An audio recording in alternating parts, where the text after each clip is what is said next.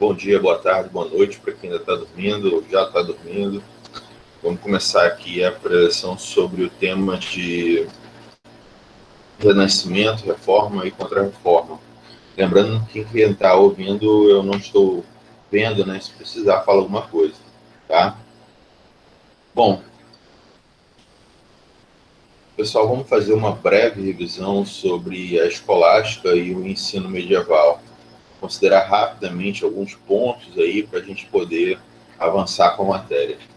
Eu mandei para vocês a correção, e nesse pedido de correção, ainda tá, nesse pedido de correção, tem algumas considerações, eu acho que a principal delas diz respeito à submissão da filosofia e do pensamento científico à teologia. Eu volto a dizer para vocês, se vocês tiveram dificuldade com essa questão na prova, no teste de vocês, perdão, vocês retornem até o material de vocês para poder continuar estudando, porque esse ponto é o divisor de águas entre a antiguidade e o renascimento, né?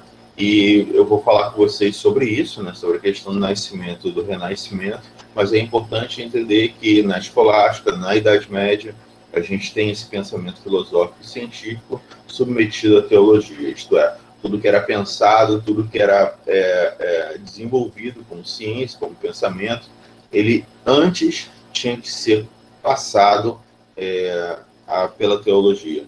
E eu vou dar alguns exemplos disso, tá? Eu coloquei para vocês a escolástica e a lógica dedutiva. E aí um ponto para vocês entenderem como é que essa lógica dedutiva ela funcionava é entender que as premissas eram sempre consideradas verdades absolutas. O que eu estou querendo dizer com premissas? Premissas são argumentos que vêm antes dos argumentos finais. É como se você estivesse escrevendo um texto, né?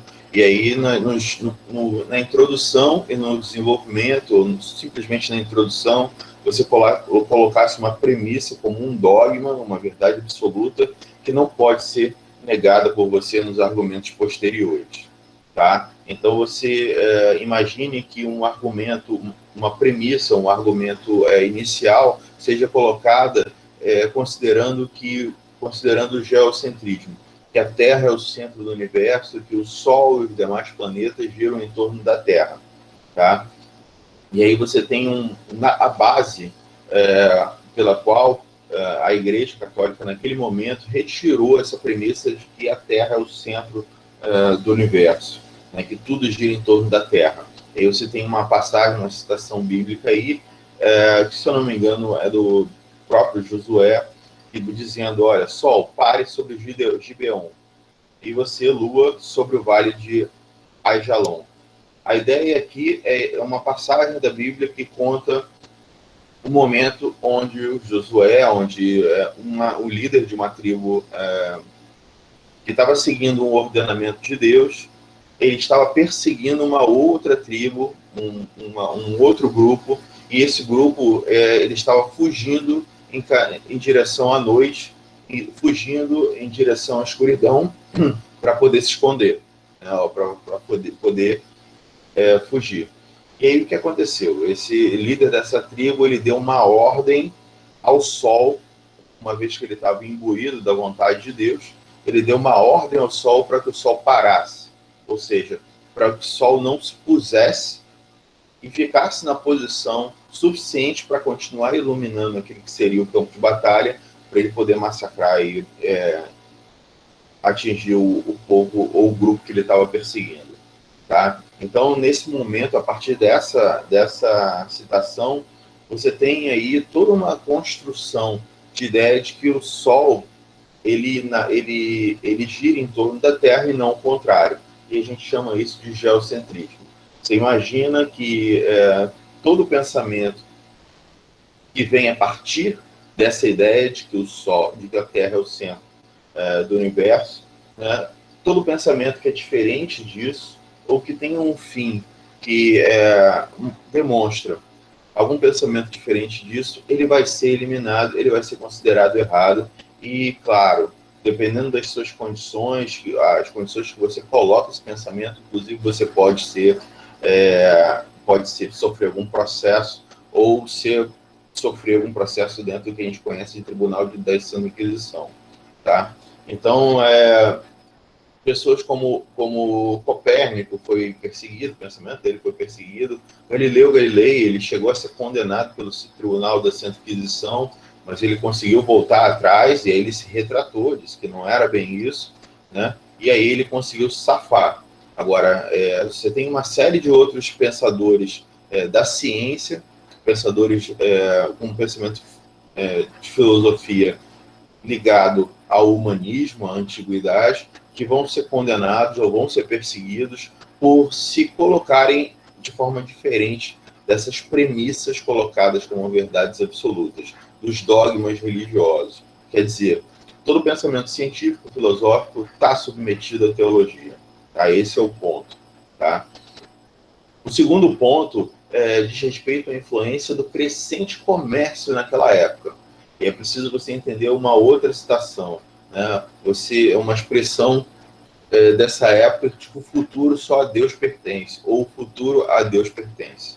Tá? E aí tem uma outra citação bíblica que eu trouxe para vocês. Não se gabe do dia de amanhã, pois você não sabe o que este ou aquele dia poderá trazer. Isto é, você não consegue prever o futuro, né? O futuro só a Deus pertence, o futuro a Deus pertence. E qual é a importância disso para o comércio? Pensa no seguinte, o comércio está muito relacionado à ideia de compra, né, no futuro, ou compra a juros. Vamos dizer o seguinte, quando você vai pegar um dinheiro emprestado com alguém ou alguma entidade, um banco, o que você está pegando, na verdade? Você está comprando tempo. Vou explicar. Imagina que você tem uma dívida para pagar hoje no cartão de crédito. Tá? E aquela dívida, ela está lá, é R$1.000. Aí você sabe que se atrasar, os juros do cartão de crédito são terríveis. No dia seguinte, você vai pagar 1.150. E aí 1.300. E aí vai subindo. E aí o que você faz? Você vai até um outro banco, chega lá e pede um dinheiro emprestado, um dinheiro a juros. E aí quando você pede esse dinheiro emprestado, o que acontece? Na verdade, você está comprando um prazo maior para poder pagar a sua dívida. Você está comprando tempo. O problema é que o tempo, o futuro, só a Deus pertence. Se o tempo, o futuro, só a Deus pertence, você não pode, obviamente, aquele que te emprestou o dinheiro, não pode te emprestar o dinheiro a juros. Tá? Isso é uma espécie de um problema para aqueles que estão desenvolvendo comércio naquela época, no início do Renascimento. E aí o resultado disso é o seguinte, essas pessoas que estão desenvolvendo comércio, esse germe ainda, que vai ser no futuro capitalismo, eles vão se colocar contra as proposições da Igreja Católica e vão favorecer pessoas que pensem de forma diferente. Tá? E aqui embaixo tem algumas outras citações que ilustram isso que eu estou falando. Roma locuta, causa infinita. Isto é, se Roma falou, a causa está discutida no ponto final. O que quer dizer isso? Se Roma apontou que aquele assunto ele termina ali, naquele dogma, não há o que discutir. Não tem argumentos, não tem desenvolvimento da ciência, não tem pensamento filosófico, não tem nada. Roma falou, e entenda, claro, que eu estou falando de Roma aí, não o Império Romano, mas Roma, capital da Igreja Católica, que é ainda nos dias de hoje. Tá? Então, se Roma falou, deu uma decisão sobre o assunto, ponto final. Não tem mais discussão. Se você insistir, você vai acabar sendo preso ou morto. Tá? O princípio ordenador do mundo, ele está sempre baseado na ideia da Bíblia, na ideia de Deus.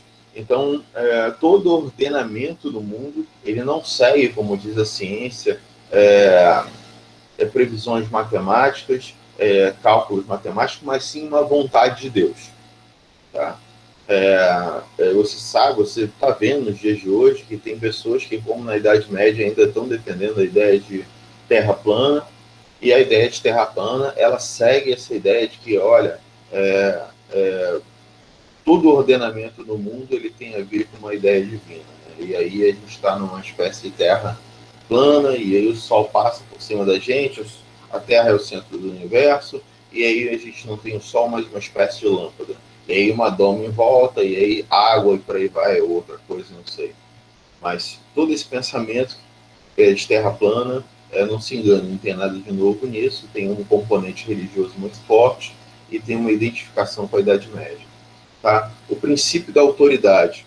O princípio da autoridade ele é baseado na ideia de que dentro de sala de aula, por exemplo, a autoridade absoluta é o professor. Se você diz na Idade Média, na escolástica, algo diferente do que o professor está falando, tá? No máximo, o professor vai ter que recorrer até a autoridade absoluta. Quem é a autoridade absoluta, no final das contas, é a Bíblia. Ou são os doutores da igreja que vão interpretar e dar o ponto final. Daí, Roma locuta, causa finita, perdão. E aí o professor, se ele dá aula baseado no que ele sabe da Bíblia ou nas preleções ou nas falas de Roma, da igreja, ele tem autoridade absoluta. E aí o aluno ele não tem qualquer abertura para poder questionar. Você sabe que nos dias de hoje, o professor fala, mas no final ele pergunta se tem dúvida, ouve o aluno, pergunta se o aluno quer falar alguma coisa, quer se colocar de alguma forma, e ele dá espaço para o aluno falar. Né? Naquela época, você não tinha isso. Você tinha uma imposição de um pensamento, uma imposição de um dogma, e aquilo era a verdade absoluta que estava terminado. Tá bom? Dúvida até aqui, pessoal, para a gente entrar no Renascimento? Ou tá tranquilo? Volto a dizer que eu não estou vendo vocês nem o chat. Então, preciso que vocês falem, tá bom? Eu acho que tá tranquilo, professor. Primeiramente, bom dia a todo mundo, professor também. Uma dúvida que ficou, na verdade, que a turma conversou entre si, foi a questão da pontuação, que a gente não entendeu como que ficou a pontuação do teste, professor. Tá, podemos falar disso no final? Sim. Mas pontuação é 2 para cada um, tá? Mas a gente fala no final. Você me lembra, por favor. Bom, vamos passar então. Notas sobre o Renascimento. Tá? Eu volto a dizer, o foco aqui é a gente dar um contexto, né? E a partir desse contexto a gente fazer um mergulho numa matéria específica, até num conteúdo específico. Então eu não vou tratar de todos os pontos especificamente. Os professores de história de vocês no ensino médio trataram, ou de vestibular, né, do Enem, pré-Enem, por aí vai. Mas eu vou só dar um contexto para vocês entenderem o que a gente vai tratar no mergulho que a gente vai fazer no eixo temático, né, que trata do resgate da ideia de infância dentro do pensamento de Comênios. Mas vamos lá. A gente tem como um contexto, naquele período de Renascimento, um reflorescimento das cidades e do comércio. Isso a gente já dá para entender desde do finalzinho da Idade Média, que a gente tem um crescimento das cidades, que a gente tem um crescimento do comércio, e aí a gente tem com isso também a volta da monetarização da economia. Ora, e que isso é importante? Né? A economia monetarizada possibilita melhor troca, né? Acúmulo de dinheiro, acúmulo de capital. Então, a monetarização da economia, ela facilita o comércio. Tá? Então, com isso, o crescimento das cidades, a facilitação do comércio, nós temos necessariamente a circulação de ideias. Como assim? Você imagina que um comerciante que vai pegar o seu barquinho, atravessar o Mediterrâneo para fazer um comércio com outra cidade do outro lado do Mediterrâneo, ou do outro lado do Mar Egeu, ou nas cidades em volta ali da Península Itálica, ele necessariamente precisa trocar os seus produtos por alguma coisa, e essa coisa é o ouro, a prata que vem das moedas, tá? Então, quando ele faz isso, ele entra em contato também necessariamente com outras cidades, com outros pensamentos, e possibilita ou facilita a circulação de pensamentos, a circulação de ideias. Tá? É claro que ele entra em contato com outras ideias de liberdade política, liberdade de pensamento, liberdade de se expor. né, e acaba trazendo isso para Roma, acaba trazendo isso para a Itália, para a Península Itálica, né? Tá? A gente tem também, nesse período, a ascensão da burguesia. Calma, quando a gente fala de burguesia, a gente tem que tratar que esse conceito ele sofre transformações. Burgos são os pedaços de terras que ficam em torno das igrejas, das paróquias, das pequenas cidades. E aí o que acontece? Como aqueles comerciantes eles começam a ocupar essas regiões para fazer as feiras que eu comentei com vocês, eles começam a fazer o comércio nessas regiões do entorno das cidades, do entorno das igrejas, do entorno das paróquias. Eles acabam ficando conhecidos como aqueles que fazem os burgueses, aqueles que fazem comércio naquela região. E aos poucos esse conceito vai se transformando em burguesia, tá? Mas inicialmente são esses comerciantes, tá bom? Como eu falei para vocês também, essa circulação de ideia ela tem relação com o comércio.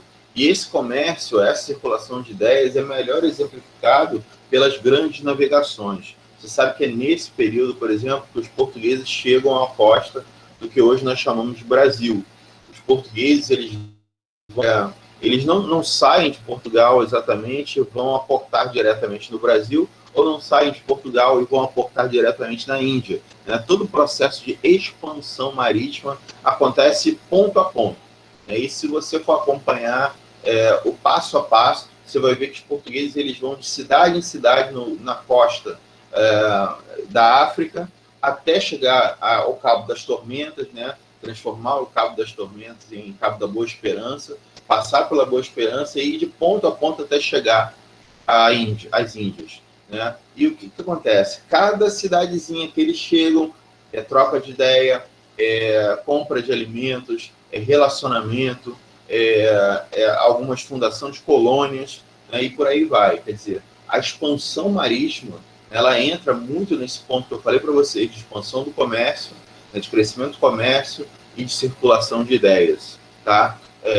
Pensem também que quando a gente está falando na circulação de ideias, quando a gente está falando do comércio, dessas navegações, não tem só comerciantes dentro dos barcos, isso é pouco comentado, mas tem também pessoas que simplesmente pagam de um ponto para ir um ponto para outro.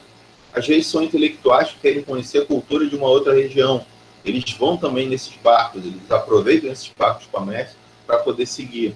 Quer dizer, a circulação de ideias vai acontecer graças ao dinheiro que é gasto no comércio, ao lucro que é gasto, que é obtido com isso.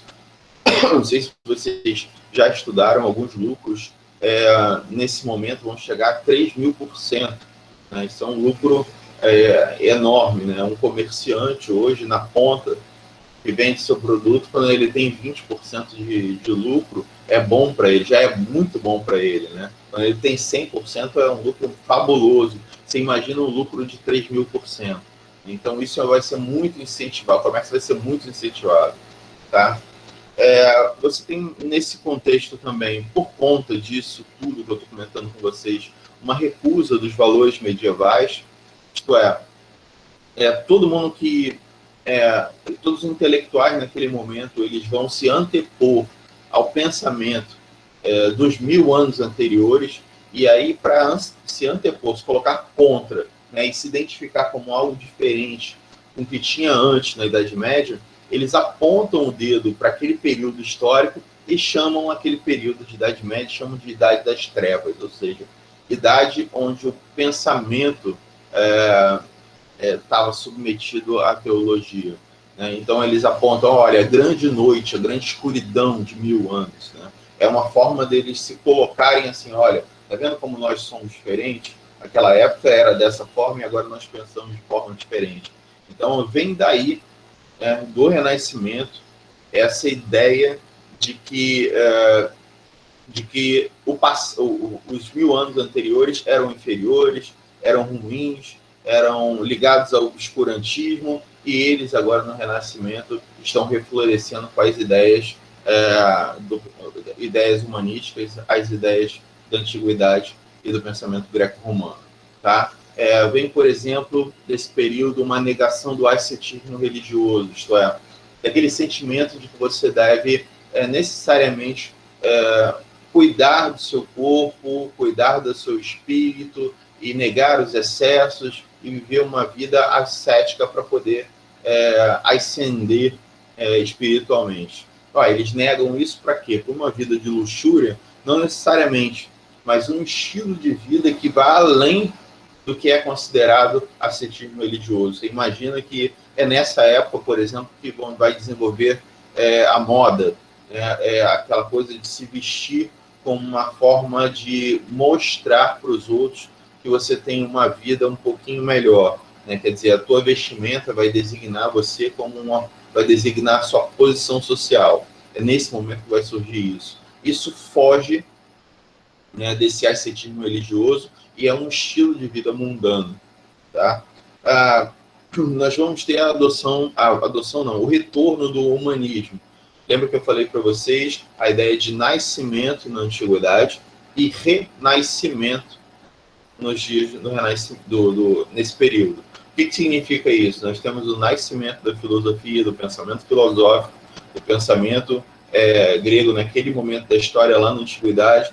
Nós temos no meio disso a Idade Média, com as características que eu coloquei para vocês, e nós temos o renascimento, que é a readoção, que é o redescobrimento, que é justamente o renascimento desses valores que vêm desde a antiguidade greco-romana, tá? Nós temos, portanto, uma rejeição do pensamento religioso, tá? E uma secularização do saber. Esse é o principal ponto do humanismo, da readoção do humanismo. Tá? Um retorno às fontes greco-romanas sem os comentaristas religiosos. Nós temos muito contato dos renascentistas com autores, por incrível que pareça, autores que vêm da África, que conseguiram manter os autores greco-romanos a salvo dos mosteiros, dos incêndios, como acontece no filme, e conseguiram manter as obras greco-romanas período da antiguidade e vão ajudar esses novos humanistas a fazerem releituras não religiosas. Eu não sei se vocês perceberam, assim, visualizando o mapa, que os gregos, com Alexandre o Grande, conquistaram grande parte ali do Mediterrâneo, depois vieram os romanos, absorveram a cultura grega, conquistaram todo o Mediterrâneo e fundaram várias cidades. Essas cidades, como por exemplo Alexandria, no Egito, conservou uma grande biblioteca, e essa grande biblioteca tinha vários e vários livros da antiguidade, dos pensadores greco-romanos, pensadores gregos. E aí o que aconteceu? Quando veio o cristianismo, e o cristianismo atuou principalmente num primeiro momento, nesse período medieval, ali na Europa, e aí a gente tem um cerramento dos livros, do pensamento do greco-romano nos monastérios, como eu comentei com vocês.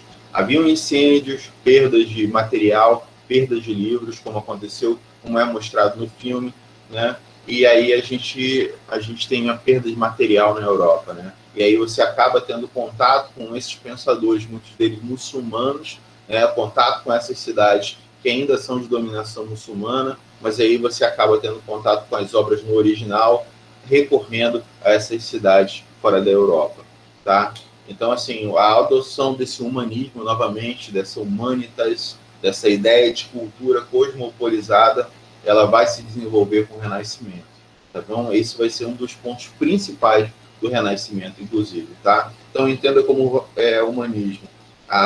O retorno às fontes greco-romanas, tá? A cultura cosmopolizada dos romanos e a paideia grega, tá bom?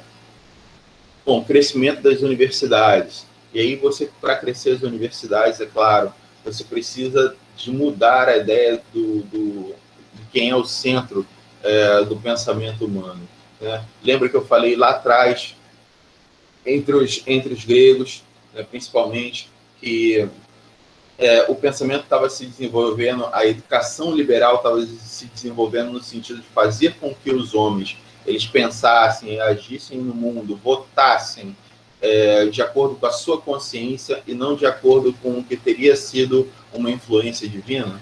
Se vocês lembram disso, naquele momento a gente está falando de antropocentrismo, ou seja, o homem no centro das decisões das coisas, e não teocentrismo, seria Deus no centro das decisões das coisas. No antropocentrismo, portanto, ele vai retornar, né? Enquanto na Idade Média a gente tem o teocentrismo, né? A gente vai ter com o Renascimento o retorno do antropocentrismo, isto é, o homem no centro das decisões das coisas, como eu falei, e aí nós vamos ter uma mudança de pensamento a partir daí, né? O desenvolvimento das ciências da saúde, né? Nós vamos ter a liberdade de homens como Leonardo da Vinci de, por exemplo, realizar um vasculhamento no corpo humano, né? Se o corpo humano até aquele período era proibido de acesso, né? Porque a igreja proibia que o homem ele fizesse um estudo sobre o corpo humano, abrindo o corpo humano. A partir do Renascimento, isso vai ser, eu não diria autorizado, mas isso vai ser mais facilmente realizado. Leonardo da Vinci vai ser justamente alguns dos primeiros homens a poder abrir o corpo humano e poder fazer estudos sobre o corpo humano, né? Se vocês derem um trabalho de pesquisar depois no Google, vocês vão encontrar vários desenhos do Leonardo da Vinci sobre o corpo humano. Aliás, era a partir daí que ele tirava as suas esculturas, né?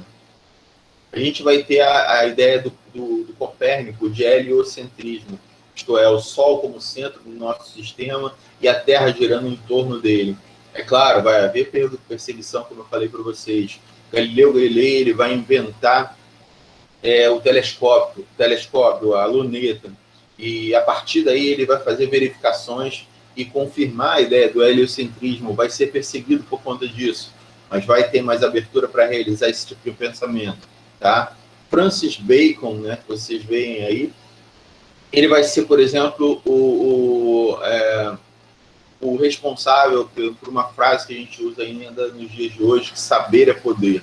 Isto é, saber por conhecimento das coisas, buscar conhecer, estar além daquele pensamento que é proposto pela igreja, significa ter poder sobre os outros, poder de influenciar os outros. Inclusive, o poder da igreja é um poder baseado no saber que eles têm para eles, concentrado neles, e que não passam para o mundo, né? Descartes vai desenvolver nesse período o discurso do método, isto é, as bases do que vai ser a ciência moderna vai ser desenvolvido dentro do discurso do método de René Descartes, ou Renato Cartesius, tá? Quer dizer, a gente vai ter um desenvolvimento, portanto, do pensamento científico filosófico que vai influenciar nos dias de hoje, mas que vai ser baseado lá na antiguidade dos greco-romanos, tá? E a gente vai ter o desenvolvimento das artes por conta disso, né? Eu coloquei para vocês dentro da postagem e depois atualizei ontem, né? Um vídeo da BBC sobre as artes.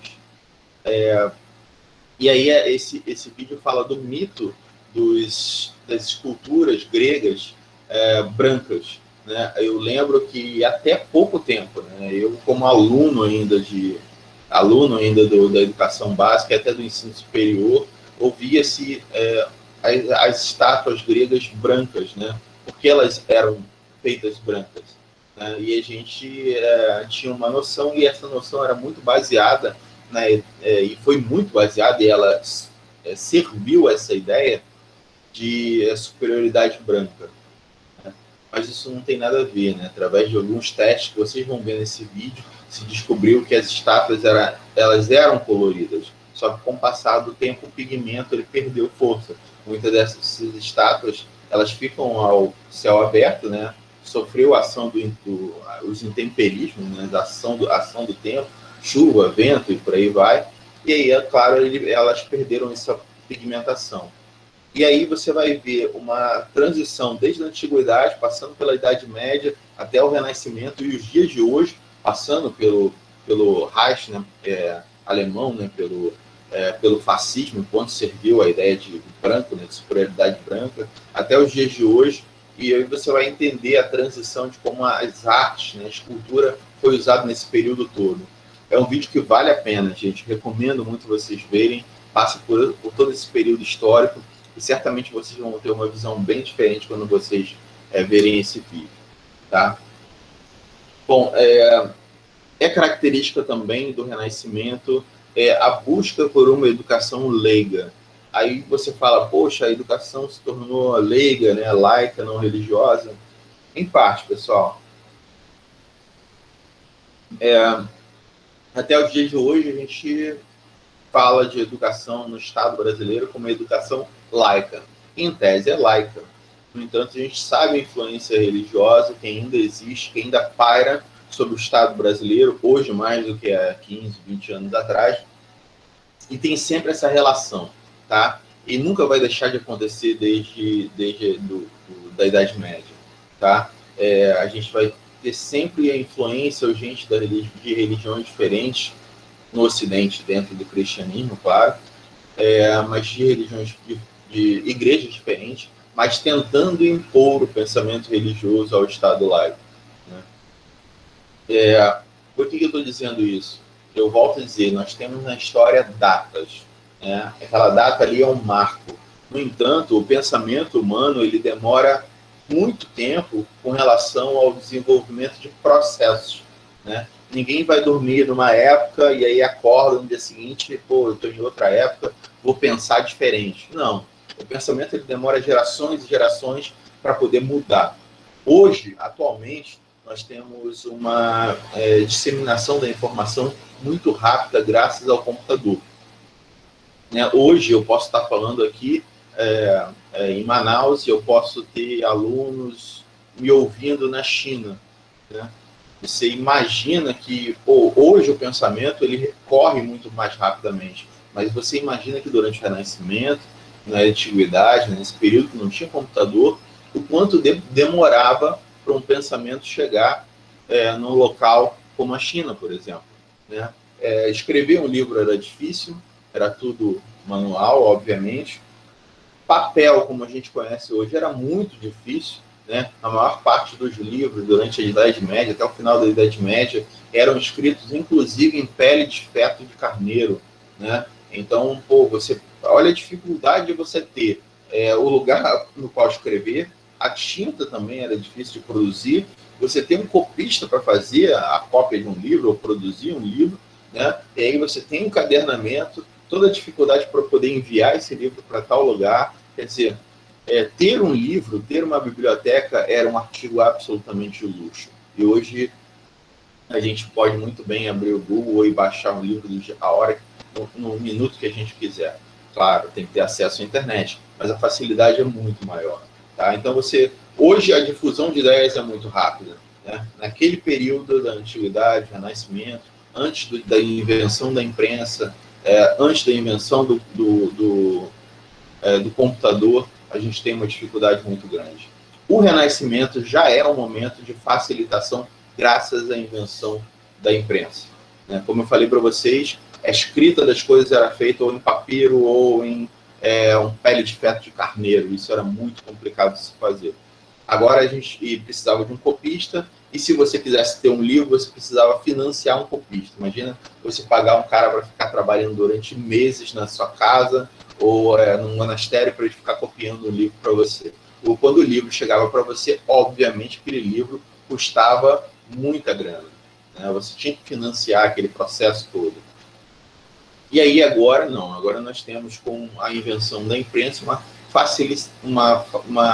um facilitador da disseminação do conhecimento. Né? E aí você tem aquela base móvel, né? Onde o cara que faz a imprensa molha um determinado líquido lá para poder pressionar aquilo em cima de um papel, e aí aquele papel já sai ali com todas as informações. Quer dizer, a disseminação de ideias se torna muito mais rápida do que era na Idade Média. Né? Então, quando a gente tem a invenção da imprensa, tudo muda. A gente tem a disseminação de livros como Gargantua, e Pantagruel, de Rabelais, que aí vão fazer críticas ao pensamento da Idade Média, isto é, os renascentistas, eles, graças ao uso da imprensa, eles vão disseminar a sua ideia, as suas ideias muito mais facilmente, tá? E aí a crítica que o Rabelais vai fazer, principalmente a ciência, como era feita na Idade Média e como está sendo feita hoje no Renascimento, uma coisa para ele muito mais desenvolvida, né? Com uma alma.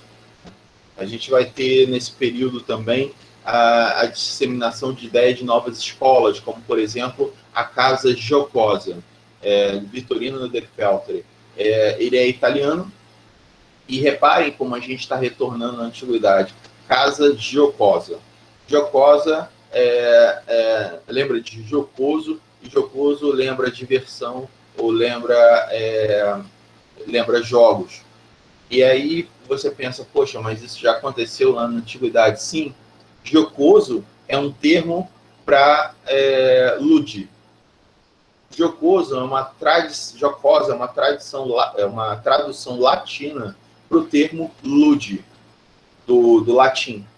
Né? E aí no latim você tem lude, de ludicidade, que significa justamente o quê? Que é um conhecimento com base na diversão, com base na brincadeira, com base nos jogos. Tá? Lembra lá dos romanos, quando a gente falou disso no vídeo? Então agora nós temos aí o retorno desse pensamento na casa giocosa, na casa onde o ensino é feito por jogos, diversão, sem castigos corporais para as crianças. Tá? Nós temos uma secularização também desse movimento de ensino com a criação do colégio.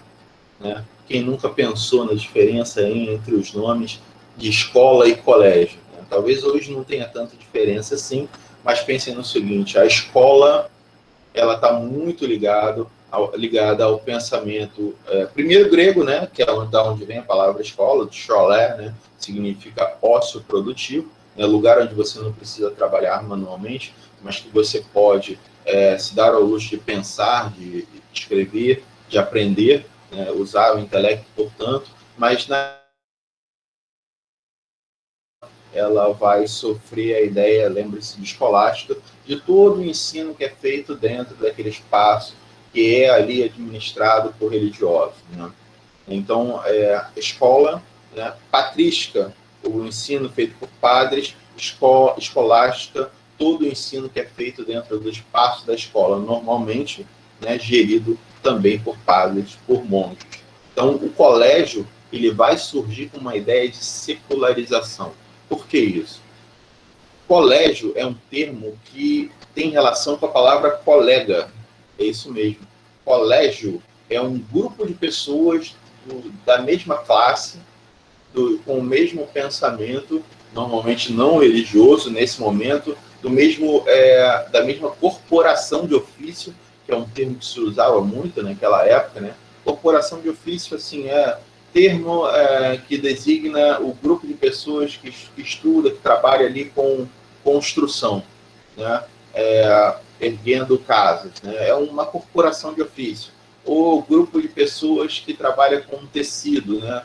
Que é fazer tecido, é uma corporação de ofício. Então, essas corporações de ofícios, esses colegas, eles vão criar espaços para poderem estudar juntos. E é daí o nome colégio, né? de pessoas que criam esses espaços não religiosos, laicos, leigos, para poderem estudar. Tá? Isso vai acontecer entre o século XVI e o século XVIII. Tá? E isso vai acontecer paralelamente à nova concepção de infância. Quem é que vai desenvolver essa nova concepção de infância? A gente vai ter vários pensadores, mas o principal deles, que é o que vocês vão fazer o mergulho de hoje, né, nesse eixo temático, é um cara chamado João Amós Comênio. Tá? A imagem do lado aí vocês veem uma pintura do século XVII, né, do que seria um ensino individual de crianças e um professor dentro de uma casa, obviamente improvisada como sala de aula. E a gente tem aí a ausência de castigos, Deixa eu ver se consigo aproximar para vocês verem melhor a pintura, né? Pintura do século XVII, né, 1662, e aí a gente vê um professor, né, uma criança que parece que tem barba, mas é uma menina, né, e várias outras crianças aqui estudando. Né? As idades são diferentes, sim, são, mas aí a gente vê a ideia de escola numa casa improvisada, mas estudando. E provavelmente esse moleque aqui do lado direito saindo do banheiro com esse vaso na cabeça, mas enfim. Nós temos uma transmissão do conhecimento, como eu coloquei para vocês ali, ainda muito focado na moral. E aí, vale ressaltar por que focado na moral e qual é a importância disso. É a escola que vai ajudar, assim como na antiguidade, a paideia foi responsável por transformar aquele ser social grego de um guerreiro para um ser capaz de viver dentro das cidades gregas.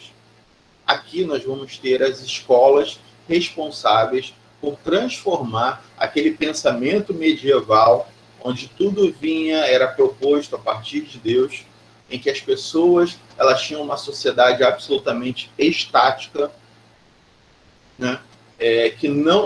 Isto é, pensava-se na antiguidade, não adianta eu investir em conhecimento, não adianta eu investir em desenvolvimento dentro do comércio, não adianta eu investir em nada, porque eu estou aqui de passagem e eu vou ser julgado no final da vida se vou para o céu ou não. Então, quanto menos eu fizer, menores são as chances, inclusive, de eu errar. Né? Eu estou só de uma passagem, a sociedade estática não precisa desenvolver. Mas aí, com o desenvolvimento do comércio, no Renascimento, nós temos outra proposta, inclusive com a acumulação de dinheiro. Tá? E aí nós temos uma nova proposta, portanto, de ser no mundo, de ser social. E a gente precisa dessa transformação. E esse ser social vai ser baseado nessas ideias de gentil homem ou homem cortês. Homem cortês, o homem capaz de viver dentro das cortes que estão se formando. Né? Para você entender a formação dessa corte, você precisa entender que os estados nacionais estão começando a se desenvolver também nesse período. Então, viver na corte significa ter uma educação própria para poder viver dentro daquela sociedade nova que está se formando. Tá? Quem é que vai ser responsável por isso? Quem é que vai realizar isso? A escola, o professor. Tá bom? Vocês vão ver, durante todo o período que a gente vai estudar, inclusive História da Educação 2, quando a gente falar de Brasil, a escola sendo responsável pela transformação do ser social. Tá? A gente vai falar disso no Brasil, na História da Educação 2, quando o Brasil se transforma num país industrializado. Né? O brasileiro pensa com um pensamento rural, né? Vai precisar ser transformado num brasileiro com um pensamento científico, filosófico, que deva seguir a ideia de um país que está se industrializando, se urbanizando. Né? Então, a escola sempre vai ser responsável pela essa transformação do ser social, e nesse período do Renascimento não vai ser diferente. Voltam a ser, não que sejam completamente afastados durante a Idade Média, mas voltam a ser ensinados as artes liberais que vêm desde lá da Antiguidade. Tá? Então, revisem esse conteúdo para saber quais são as artes liberais, mas são dentro do trivium, quadrivium, ensino, por exemplo, de matemática, de aritmética, de gramática, de astronomia, e por aí vai. Tá bom? E aí a gente entra finalmente no João Amós Comênio. Né? Esse cara, que é um monge, apesar de eu estar falando tudo isso, vocês pensarem, todo o pensamento se desligou da igreja. Como eu falei para vocês, é um processo. Né? E o cara responsável por pensar o ensino infantil e resgatar a ideia de educação infantil vai ser justamente um monge, né? João Amós Comênio. É uma ironia diante de tudo que eu estou falando, mas pensem, cara, esses caras ainda são os principais intelectuais, e ele vai ser responsável por esse resgate. A principal obra dele vai ser a Didática Magna. Tá? A didática magna vai colocar justamente esse resgate. No entanto, claro, ainda com uma influência muito religiosa. Ele vai dizer que a finalidade da educação é a felicidade eterna com Deus. E vai propor, revolucionariamente, né, o ensino de tudo a todos. Quando eu falo de tudo a todos, é revolucionário porque ele está falando todos, homens, mulheres e crianças. E aí você fala, poxa, mas isso não é normal? Estou falando mulheres. Isto é, se o ensino era reservado antes apenas aos homens, agora mulheres vai ser ensinado da mesma forma. Isso é revolucionário, tá bom? Principalmente se a gente considerar que ainda é... Vocês vão ver, quando estudando História do Brasil, por exemplo, que a gente vai ter resistência de ensino a todo conhecimento, até inclusive para as mulheres, até os anos 40, 50, 60. Tá? Então, em termos históricos, ontem, 1960, a gente ainda vai ter resistência no Brasil de um ensino com todo o conteúdo para as mulheres. Né? O ensino de tudo, isto é, pobre, rico, devem receber, segundo as ideias de João Amós Comênios, todo o conhecimento, tá? Sem restrição do que o ensino para o rico, do ensino para o pobre. Todo o conhecimento, tudo a todos. Tá? Ele vai ser revolucionário por conta disso. Essa imagem que a gente tem aí é um retrato, né? Quando a gente fala retrato, eu sei que a gente pensa em foto de celular e tal, mas esse retrato significa retratar a pessoa, e o João Amós Comênios, né? Ele vai ser retratado aí no século XVII por um pintor, e aí esse óleo sobre tela que você tem aí está essa pintura está na Holanda, né, em Amsterdã, e aí a gente tem um retrato dele aí, o que é muito interessante. Esse monge, então, vai propor algumas coisas interessantes na didática magna que ainda são usado no dia de hoje. Não precisa nem dizer, o Comênios, ele é pai da didática, pai da relação que o professor tem que ter com o conhecimento e com o aluno, de como passar o conhecimento para os alunos. E aí a influência da didática magna vai atingir todo mundo que pensa em educação após ele, como, por exemplo, você vai ver aqui traços de onde Piaget tirou o pensamento dele. Vocês vão ouvir esse nome bastante aí na formação de vocês. E eu trouxe alguns pontos para a gente ressaltar aí o pensamento da didática magna. Primeiro, aquilo que é para ser aprendido deve ser ensinado, isto é, o objetivo ou a ideia apresentada diretamente à criança, e não por meio de sua forma ou símbolo. Calma. O que está falando isso? Poxa, você vai fazer ensinamentos por meio de parábolas, como é feito pela Bíblia? Você não pode fazer isso. Você está ensinando para uma criança, tem que fazer um ensino direto, tem que mostrar o conhecimento direto para ele. Não adianta você estar numa sala com um adulto e uma criança e fazer uma preleção por meio de parábolas. O adulto vai entender de uma forma, a criança vai entender de outra. A criança tem que ter um ensinamento específico do nível dela, né? do nível de desenvolvimento dela. Tudo que se ensina deve ser ensinado abertamente, tendo em vista a sua aplicação prática na vida diária e a sua utilidade específica. Ele era contra, portanto, aquele pensamento, inclusive medieval, de um ensino só livresco, ou de um ensino só que fosse baseado na ideia de você mostrar para o outro uma retórica, um saber, mas que, no fundo, não teria embasamento nenhum ou não teria finalidade nenhuma. Seria só uma forma, né, de mostrar para os outros que você fala bem, que você sabe boas palavras, mas que no fundo você não tem conhecimento algum. Ele era contra isso também.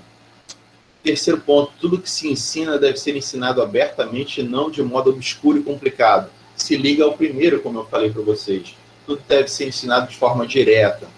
Quarto ponto, tudo que se ensina deve ser ensinado com referência à sua verdadeira natureza e origem. Quer dizer, através das suas causas.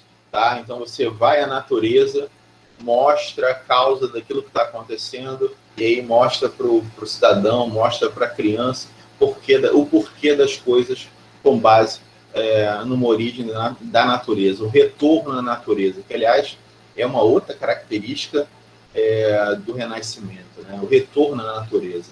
Enquanto na teologia, né, na Idade Média, você tem tudo relacionado sempre a Deus, né, com o humanismo, com o Renascimento, você tem um retorno à natureza. Então, esse professor que vai ensinar, ele vai a campo, né, vai à natureza mostrar para o indivíduo que está sendo ensinado, olha, tá vendo? A partir da água, por exemplo, que toca a semente, né, você tem aí a germinação e o crescimento dessa planta. Reparem, eu não estou dizendo que Deus ele definiu que aquela planta deveria nascer naquele momento, mas sim um retorno à natureza mostrando que a água em contato com a semente faz com que a semente germine. Eu estou indo para a natureza para poder explicar o desenvolvimento da planta. Para se aprender qualquer coisa, deve-se primeiro explicar os seus princípios gerais. Os detalhes serão considerados depois e somente depois. Olha como é que é interessante a propositura de que o ensino ele deve ser considerado a partir do nível das crianças. Primeiro você dá uma noção geral da coisa, né? Sabendo aquela noção geral, você aprofunda. É basicamente o que a gente está fazendo. Lembra que eu falei para vocês? Eu estou dando aqui uma noção geral da época e depois peço a vocês que vocês aprofundem lendo um texto sobre um tema específico do Renascimento, desse período histórico. Tá? E isso aconteceu a vida toda de vocês, não sei se vocês repararam. Vocês estudaram história na educação fundamental e vocês estudaram os mesmos temas na educação média, né, no ensino médio. E, de certa forma, a gente está abordando também no ensino superior. Qual é a diferença do fundamental, do médio e do superior? A profundidade. A profundidade que vocês estudaram lá no fundamental é uma, no ensino médio é outra, no superior é outra. E isso está respeitando o desenvolvimento intelectual de vocês. Tá? E isso vai continuar acontecendo. Quando você chega no ensino médio, o professor do ensino médio ele desconstrói tudo aquilo que você aprendeu no fundamental e constrói um pensamento novo. Quando você chega no superior, acontece a mesma coisa. Tá certo? Então, essa ideia é que você vai respeitar o desenvolvimento cognitivo do indivíduo, da criança, do jovem. Né? Agora vocês são jovens, é outro desenvolvimento cognitivo. Tá? Então, quando vocês eram crianças, vocês recebiam o conhecimento respeitando o desenvolvimento intelectual e cognitivo de vocês enquanto crianças. No ensino médio, a mesma coisa, se desenvolveu. No superior, espero que vocês tenham notado pela quantidade de texto que vocês estão lendo, pela profundidade do texto que vocês estão lendo, se espera algo diferente de vocês. Tá? Todas as partes de um objeto ou matéria, mesmo a menor, sem uma única exceção, devem ser apreendidas na sua respectiva ordem, posição e relação com os demais. Isto vê-se aqui princípios que ligam, portanto, o pensamento, inclusive, à ciência. Né? O cientista é o cara que quebra o objeto para olhar o objeto por dentro e entender como ele funciona. Né? E diferente da antiguidade, onde o objeto estava ali e ele funcionava de acordo com desígnios divinos, no Renascimento, o cientista, o filósofo, ele vai quebrar o objeto, ele vai abrir o objeto para ver como o objeto funciona por dentro. Tá? Entenda, por exemplo, o corpo humano. Né? Se o corpo humano era de um desígnio divino na antiguidade, na Idade Média, agora os médicos, os cientistas vão abrir o corpo humano para saber como é que ele funciona por dentro. Nós vamos ter, obviamente, uma revolução na medicina por conta disso. Tá? E a mesma coisa funciona com qualquer conhecimento. Tudo vai ser aberto para ver como funciona por dentro, ver as suas partes, para depois entender o todo. Né? Todas as coisas devem ser ensinadas na sua devida ordem, nunca mais de uma coisa de uma só vez. Esse é o momento. Vou para o próximo. Não devemos deixar nenhum assunto antes de vê-lo completamente compreendido. Esse é o exato momento em que os professores perguntam: e aí, dúvidas? Porque se não houver dúvidas, passa-se para um conhecimento novo. Vocês entendem o momento, desde que vocês estão lá na escola, no ensino fundamental, que o professor pergunta dúvidas? Porque se você responde nesse momento, não há dúvidas, ou simplesmente cala, e quem cala consente, a gente pode passar por um conhecimento novo. Tá? Isso tudo faz parte da didática proposta por Comênios, tá? Que vai ser usada até os dias de hoje. E aí, ao final, eu vou perguntar, dúvidas? E aí, ou vocês falam e tiram suas dúvidas, ou vocês calam e a gente parte por um novo conhecimento. Devem-se acentuar as diferenças que existem entre as coisas a fim de que qualquer conhecimento delas possa ser claro. Obviamente, a ideia é ressaltar a diferença, acentuar a diferença, para que vocês entendam a passagem de um conhecimento para outro. Por isso que eu estou falando para vocês já há algum tempo, entendam a ideia de como funciona o processo do pensamento humano. Se na antiguidade era daquela forma, na Idade Média se transformou, e no Renascimento nós temos um renascimento desse pensamento, e aí, claro, um desenvolvimento, um desenrolar desse pensamento. Se vocês não conseguem entender o ponto, que é o ponto de transformação, vocês não conseguem entender a matéria. E eu estou falando para vocês, o ponto principal nesse momento é entender a liberdade de pensamento na antiguidade, né, a submissão da filosofia e do pensamento científico à teologia na Idade Média, e no Renascimento o retorno ao pensamento da antiguidade, pelo menos o humanismo, a paideia e o pensamento greco-romano, tá bom? Bom, considerações, acusações e influências. E aí eu vou entrar um pouquinho na reforma. Tá? Eu havia preparado para vocês um vídeo, e aí na outra turma esse vídeo não entrou, o som dele não entrou. Eu presumo que não esteja entrando para vocês agora. E é um vídeo que mostra um trecho do filme Lutero, do Lutero chegando a Roma, e ele vendo uma série de coisas que ele vai considerar corrupção dentro da igreja, e a partir daí vai propor o que a gente conhece hoje como cisão, ou as 95 teses, né, e a partir da qual vai acontecer a cisão. E aí eu recomendo vocês verem esse vídeo, eu deixei ele entre os materiais lá da aula de hoje, do tópico 10. Então aí vocês vão dar uma olhada aí nesse material para vocês poderem ter acesso a esse vídeo, porque parece que o vídeo não sai com áudio aqui no Meet. Né? Ou se sai, eu preciso aprender como faz e ainda não sei fazer isso. Tá? É um vídeo relativamente curto, tem 18 minutos, mas depois vocês entrem aí para ver. E vai falar tudo isso que eu vou comentar com vocês agora. Né?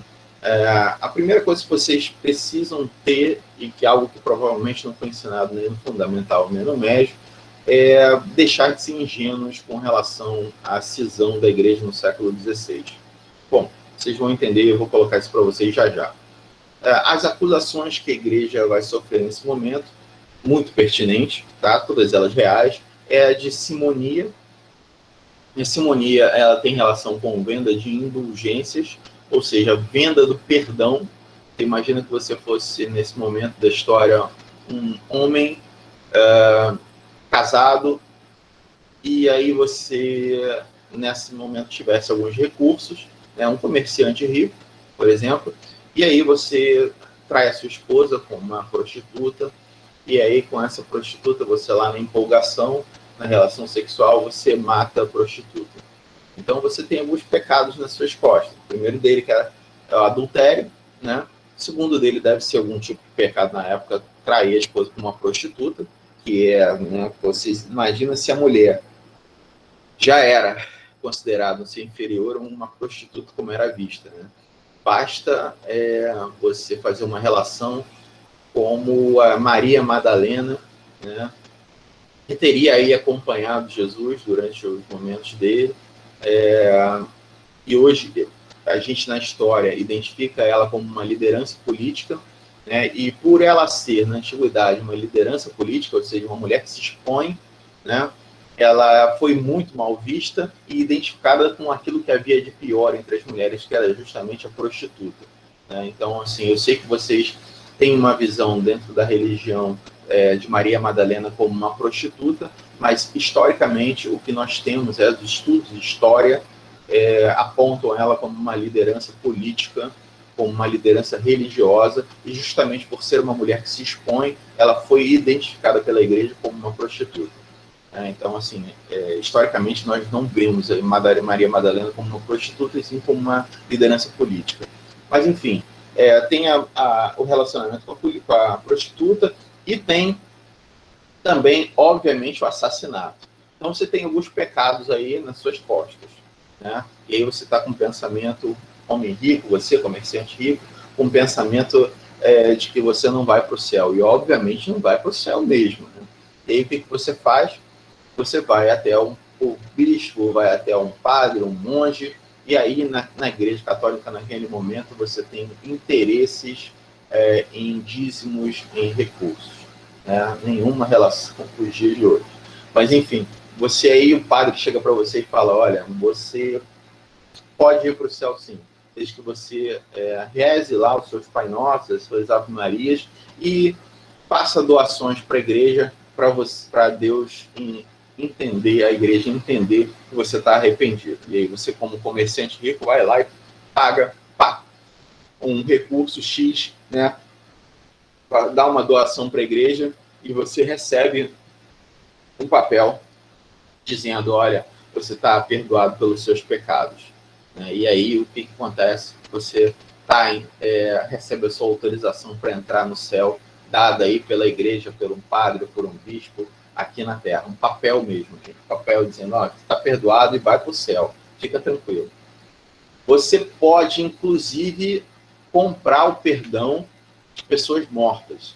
Você imagina que essa pessoa que cometeu assassinato, ela traiu a esposa, cometeu assassinato com a prostituta e no final ainda se matou. Quer dizer, você se matou, aí você sabe que suicida tem um lugar especial para ir depois que morre, né? Não vai para o céu de jeito nenhum. Mas aí você é um herdeiro rico, você está preocupado com seu pai, que era um safado, né? E aí o que você faz? Você vai até a igreja e compra o perdão do seu pai para que ele, depois de morto, vá para o céu, né? Você também pode, lá você ganha um documento dizendo, olha,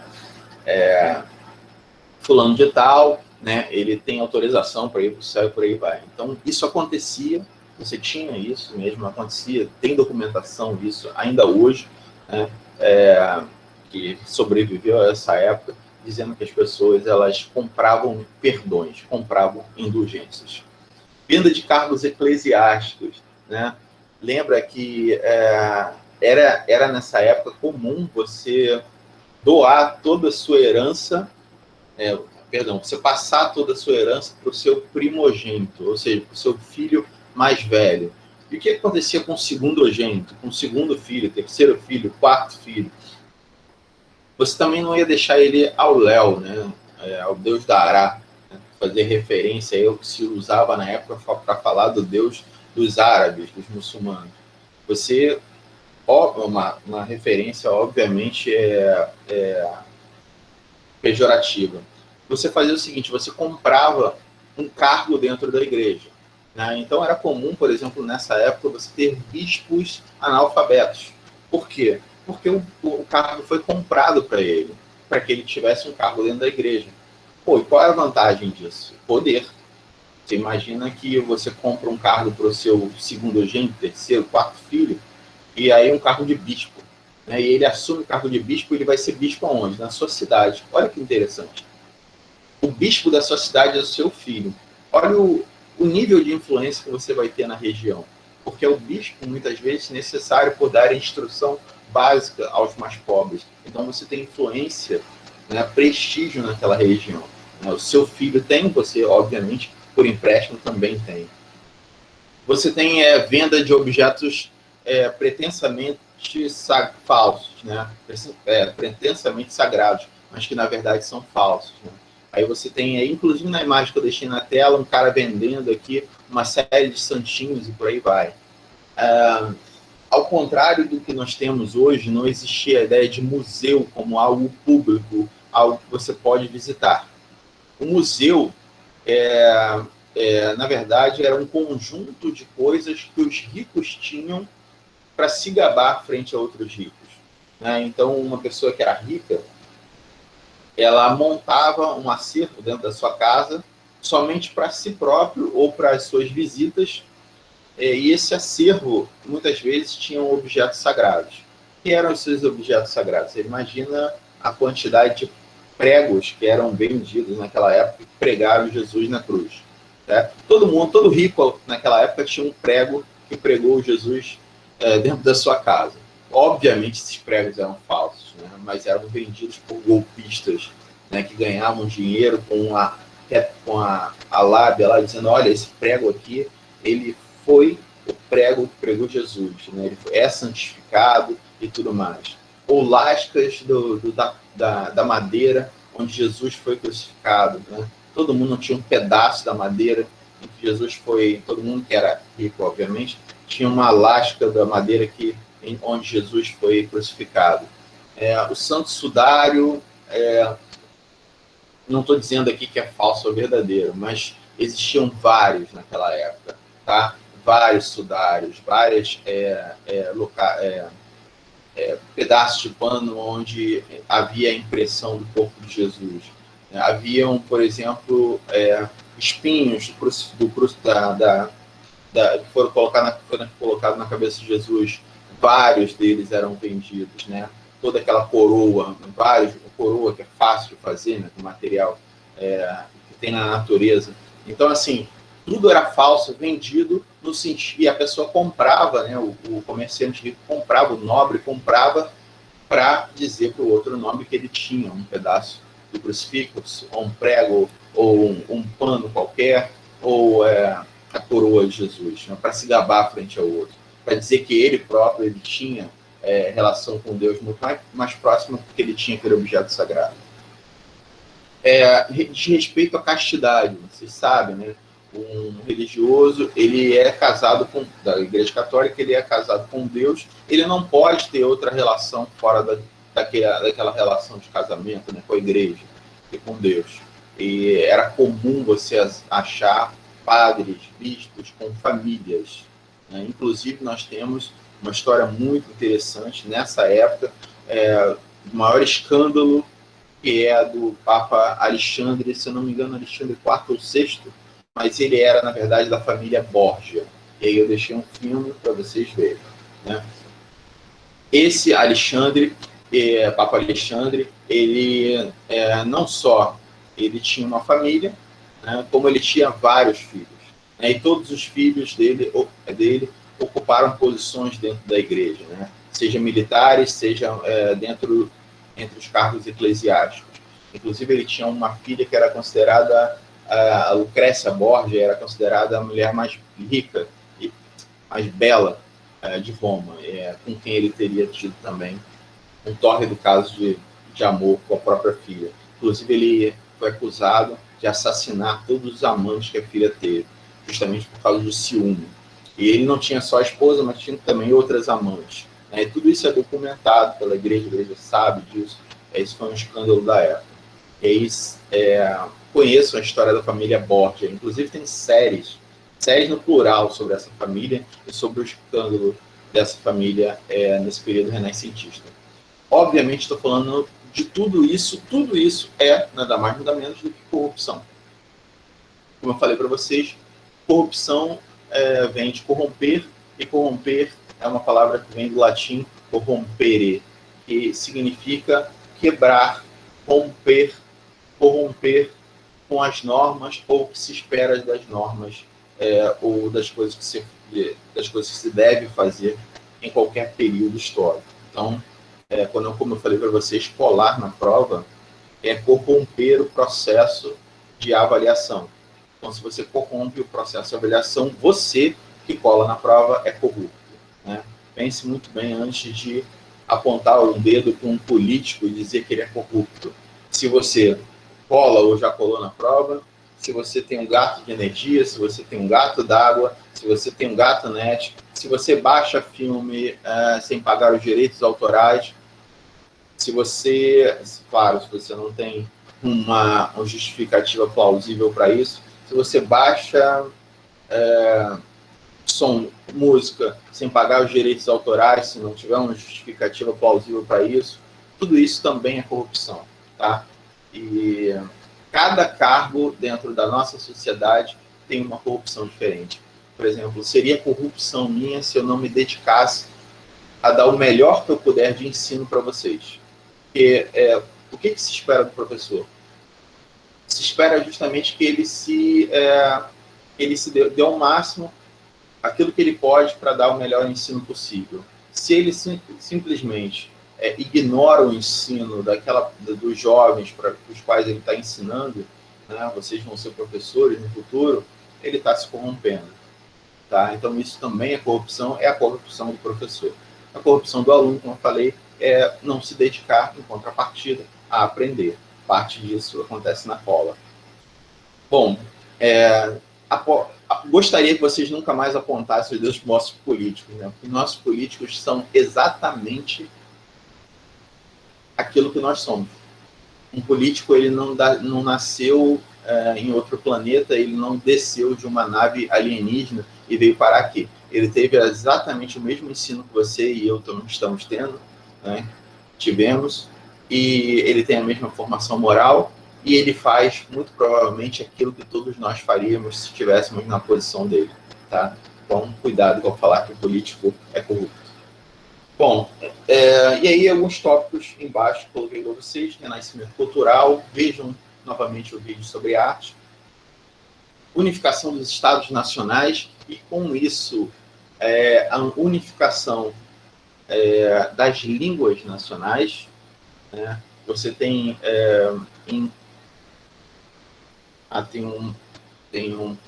uma imagem, perdão,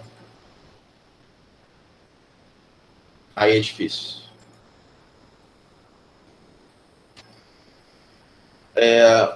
Eu coloquei como exemplo aqui a unificação da Espanha, mas também dá para ver ali a unificação de Portugal.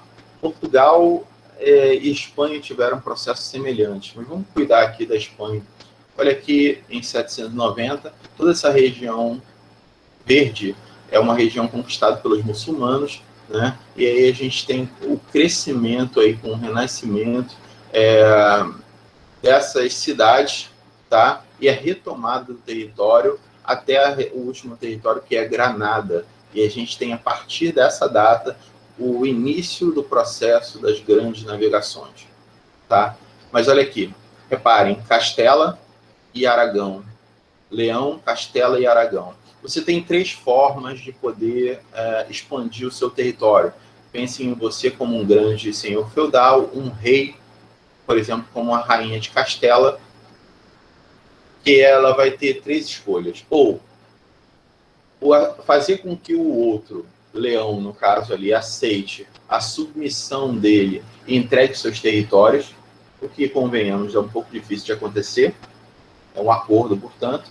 Você pode entrar em guerra e assassinar ou submeter o outro rei, e se assassina, submete, mata toda a família dele, todos os herdeiros, né? E aí você unifica o território através da guerra. Ou você pode, o que é mais fácil, casar o seu filho ou a sua filha com o filho ou a filha do rei do outro território, tá? E aí o seu neto, necessariamente, vai nascer herdeiro dos 2 territórios. E aí você unifica os territórios. Então, casamento é uma forma de você unificar.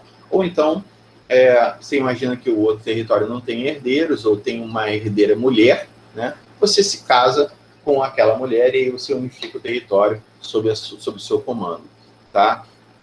Dependendo, obviamente, do tamanho do seu poder. Por exemplo, é notório aqui, no caso de Castela, quando se casa com Aragão, né, e todo mundo, vocês estudaram esse exemplo na escola, né, Isabel de Castela com Fernão de Aragão, né, o poder de Isabel de Castela era tão maior que ela se impôs ao Fernão de Aragão. Não é por acaso que a língua falada na Espanha, a gente chama de espanhol, mas também fala de castelhano, que é a língua daquela região que se impôs às outras. A unificação não é só de território, mas também da língua. E qual é o efeito disso? O efeito sobre o comércio é enorme, porque você imagina se você vivesse numa região como essa, por exemplo, aqui, e cada cidade dessa falasse uma língua diferente, e realmente falava uma língua diferente. Mas aí você tem a unificação do Estado Nacional, e aí a imposição de que todos devem falar a língua falada em Castela. E aí a unificação dessa língua facilita o comércio. Porque você está chegando com seus produtos e não fala a língua do outro. Como é que você vai fazer comércio? Se você tem uma língua comum, você tem também uma forma de facilitação do comércio. É claro que vem com isso a facilitação e a unificação de unidades e medidas, né? Cada região dessa tem uma unidade de medida diferente. Imagina fazer comércio nessa situação. Você usa o quilo e o cara usa uma outra unidade de medida e no terceiro uma outra unidade. Você tem um processo de unificação com o Estado Nacional que acontece a partir desse período. Que ainda hoje é diferente, né? Vocês devem perceber, por exemplo, quando você compra uma coisa dos Estados Unidos, ela vem com uma unidade de medida diferente do que a gente usa no Brasil, né? A mais usada no Brasil, ela é centímetro. No entanto, quando você compra uma TV, você não compra por centímetro, você compra por polegada. Não? Então a TV tem 30, 40, 50 polegadas. Você deveria saber pelo centímetro. Só que polegada já é uma unidade que vem dos Estados Unidos, que vem de fora, que é muito utilizada na produção desses equipamentos.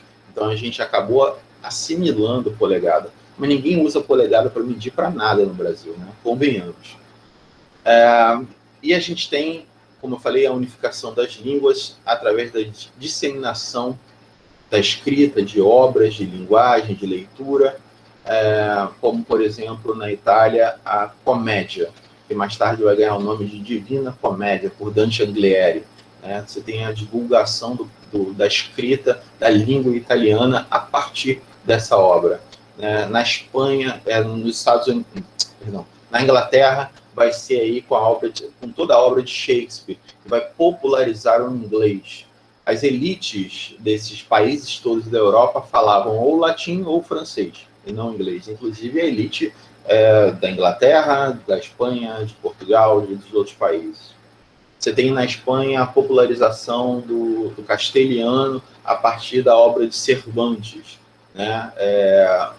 E aí você tem em Portugal também a popularização do português a partir de Camões, né, de Os Lusíadas.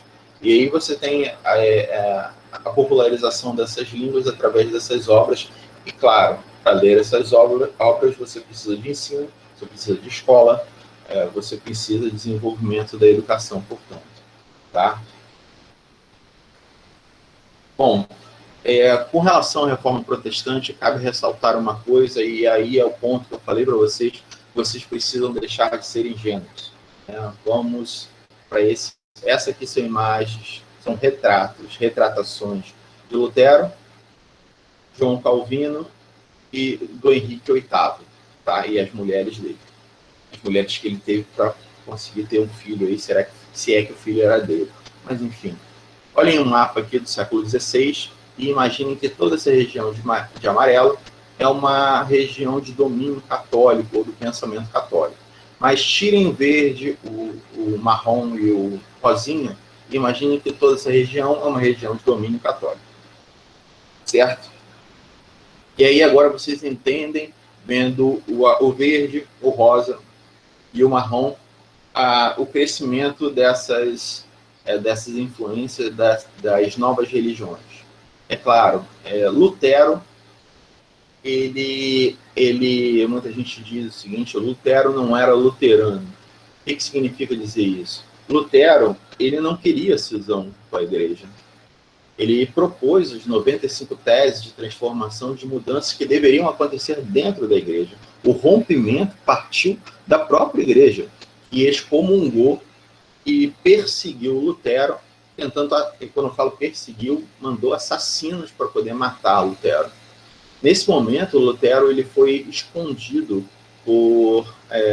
pelos príncipes dessa região aqui, que a gente sabe que é a Prússia, hoje nós chamamos de Alemanha. Então, esses príncipes prussianos, eles esconderam Lutero para evitar que ele fosse assassinado. Bom, então esses príncipes eram bonzinhos? É claro que não, eles tinham interesses. Quais eram os interesses? A Igreja Católica era dona da maior quantidade de terras na Europa. Os príncipes sabiam disso. E aí, romper com a Igreja Católica significa suspender o direito da Igreja Católica às terras dessa região verdinha que vocês veem aí e atribuir essas terras, claro, aos próprios príncipes. Então, os príncipes sabiam que romper com a Igreja Católica significava ganhar terras, né? Tirar o poder da Igreja Católica daquelas terras e passar para eles próprios o poder e a exploração daquelas terras. Segundo, como eu falei para vocês, os príncipes e os comerciantes ricos daquelas regiões, muitos deles também eram príncipes e comerciantes ricos, eles sabiam que não conseguiriam desenvolver o comércio, desenvolver as formas de comércio, se não se separassem da Igreja Católica. Por que isso? Lembrem que eu falei para vocês, o tempo ou o futuro só a Deus pertence. Essa era a proposta da igreja. Então, se você emprestava um dinheiro para alguém, você não podia cobrar juros dessa pessoa, porque você estava, na verdade, emprestando tempo, emprestando futuro. E não é por acaso que as maiores fundações bancárias vão surgir na Alemanha no período do Renascimento, justamente porque os banqueiros estão emprestando dinheiro a juros. Lembrem-se que vocês aprenderam lá no ensino médio que o modelo de comércio que vai surgir na Prússia, na Alemanha, que a gente conhece como Alemanha, vai ser um modelo baseado no comércio a partir dos bancos. Não é por acaso. Esses bancos, portanto, vão emprestar dinheiro a juros. Esses caras sabiam disso, vão proteger Lutero por conta disso. Lutero, nesse período de proteção, ele vai simplesmente traduzir a Bíblia do latim, do grego, para o alemão. E, inclusive, o desenvolvimento da língua alemã vai acontecer em cima da Bíblia, e essa Bíblia é traduzida por Lutero. Tá? Então, Lutero ele vai, inclusive, inventar uma série de palavras, porque no alemão não tinha, para poder fazer essa tradução. E por conta disso também a igreja vai perseguir ele. Afinal, ele está fazendo uma tradução que é indevida, considerada indevida pela Igreja Católica. E ele vai ser perseguido por conta disso. Paralelamente, nós vamos ter o surgimento do calvinismo. As ideias de João Calvino, que é esse senhor que está aí na imagem no centro. E dentre essas ideias, a doutrina da predestinação. João Calvino vai propor muito mais abertamente que o trabalho é uma forma de glorificar a Deus. E com o trabalho vem naturalmente o acúmulo de capital, né? E com o acúmulo de capital vem todas aquelas características de uma vida mundana, não ascética, como eu comentei anteriormente com vocês, tá? Então, a doutrina da predestinação vai apontar para você ideias de que se você é rico porque você foi predestinado por Deus a ser rico. E o trabalho duro e o acúmulo de capital, eles vão ser base desse processo em que você vai se tornar rico, em que você vai ser considerado um predestinado. Se você é rico, é porque Deus quis, Deus predestinou você a ser rico por meio do comércio, claro. Tá? Vale a indicação aí, se vocês não viram, é um livro de história, muito usado dentro da sociologia também. Vale a leitura e recomendo fortemente que vocês leiam A Ética Protestante e o Espírito do Capitalismo, tá? De um dos pais da sociologia, que é o Max Weber. Tá? Então, naquele livro ele tem muito de história para você entender esse período e como o capitalismo se forma em cima do cristianismo, né? Esse cristianismo reformado, na reforma protestante, para você entender como é que o capitalismo se funda ali, se desenvolve ali, você precisa ler esse livro, A Ética Protestante e o Espírito do Capitalismo. Tá? Recomendo fortemente. E é algo que fará com que vocês entendam muito a situação do Ocidente, principalmente do Brasil hoje, tá? E aí você tem também o último caso aí, que é o anglicanismo, tá? O Henrique VIII, ele resumindo a história, ele foi até, ele tentou ter filho com a primeira esposa, não conseguiu, e aí pediu para a igreja para que se separasse. A igreja concedeu, ele se separou e tal, veio a segunda esposa. A segunda esposa, ele também não conseguiu ter filho, pediu para a igreja para que se separasse. A igreja, pô, peraí, né? Não, né? Não dá. Veio a segunda ou a terceira que aconteceu isso. Mas o fato é que ele usou isso como pretexto para romper com a igreja. Quando ele rompe com a igreja, ele cria uma igreja nova, né? Olha aqui, toda essa região. Ele cria uma igreja nova onde ele próprio, além de rei, é o líder da igreja. Então, o rei inglês é o rei da Inglaterra e também como se chama? Ele é líder da igreja. Tá? Qual é o efeito disso? O efeito disso é que ele vai acumular esses poderes e acumular as terras e, portanto, ele vai acumular conhecimento, terra, poder. Tá? A série que eu vou indicar para vocês que conta disso é a série The Tudors. Né? E aí você pensa o seguinte, pô, ele conseguiu ter filho com essas mulheres todas? Não conseguiu, ou pelo menos conseguiu ter uma filha. Né? E aí, pô, você, nesse período, se você casa e não tem filhos, a culpa é de quem? É da mulher, obviamente, né? Esse período é o que se imaginar. Você casou com a segunda, não teve filho, culpa é de quem? É da mulher. Casou pela terceira vez, teve amante, 6 mulheres, não teve filho, a culpa é de quem? Das 6 mulheres, né? Pô, então a mulher é vista dessa forma como culpada de não dar filhos para o homem, né? E aí, pô, só algo que é muito legal para a gente discutir história, né? Legal quando eu falo, é um tema interessantíssimo para a gente discutir história. Então, essas que estão aparecendo aí são as 6 mulheres. E aí, o trailer que eu vou passar para vocês, ele está sem áudio, mas tem aí a legenda para vocês verem, falando sobre as 6 mulheres.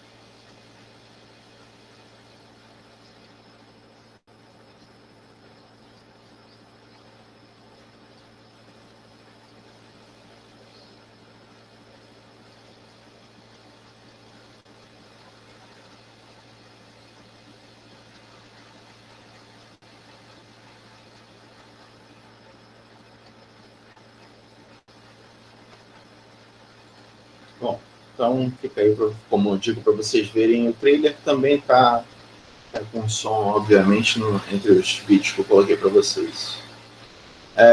Bom, e a escola proposta pelo Lutero, ela passava por essa ideia que eu coloquei para vocês aí. A maior força de uma cidade é ter muitos cidadãos instruídos. Tá? Necessariamente passa por essa ideia aí. É uma crítica, portanto, ao modelo medieval, né? É uma proposta que foge ao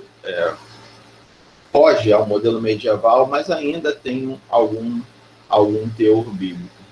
Quando ele diz que a maior força de uma cidade é ter muitos cidadãos instruídos, ele está propondo de forma revolucionária também que tudo seja ensinado a todos, inclusive os mesmos conhecimentos à mulher, tá? Os mesmos conhecimentos ao rico e ao pobre, tá? Essa é a proposta do Lutero. Mas lembra que eu falei para vocês que o Lutero não era luterano? O que vai acontecer na prática é uma divisão do ensino como a gente conhece ainda nos modelos hoje, né? Os trabalhadores vão ter acesso ao ensino elementar, enquanto a elite vai ter acesso ao ensino médio e superior. Tá? Na prática é isso, mas a proposta do Lutero é uma proposta, sim, de ensino universal, de tudo para todos, assim como coloca Comênios. Tá? A igreja proposta nessa reforma protestante por Lutero, ela tem autonomia frente à hierarquia. O que significa isso? Ela segue a mesma proposta que os protestantes seguem, né, ainda nos dias de hoje, sendo retratada as igrejas evangélicas. O que significa isso? Os evangélicos, assim como os protestantes, seguindo os protestantes, seguem a ideia de que o fiel é o fiel e a sua Bíblia. O fiel tem acesso direto a Deus. Né? Não existe uma hierarquia entre o fiel e Deus. Ele pode acessar diretamente Deus e o pensamento de Deus e pedir direto a Deus. Né? Então, o fiel ele deve andar com as escrituras e deve ter acesso a Deus diretamente. Tá? É por isso que a gente vê tanto protestante andando sempre com a sua Bíblia. Tá? Esse é o processo pelo qual a reforma protestante se dá, porque, enquanto isso, na Igreja Católica, você tem a ideia de que não existe salvação fora da Igreja. Isto é, o fiel católico, ele tem o padre, né, que ele pode recorrer, e aí você tem toda uma hierarquia, você tem os santos, o bispo, né, até o papa, você tem os santos, você tem os anjos, e aí no final você tem Deus. Tem toda uma hierarquia, portanto, dentro da Igreja Católica, que não é usada nas igrejas protestantes, tá bom? Na igreja protestante, o acesso é direto a Deus e o seu fiel, tá certo? O fiel e a sua Bíblia. E isso vai ser retratado também na escola, né? Uma autonomia maior de ensino do professor, não seguindo aí uma organização vertical, mas sim uma organização horizontal.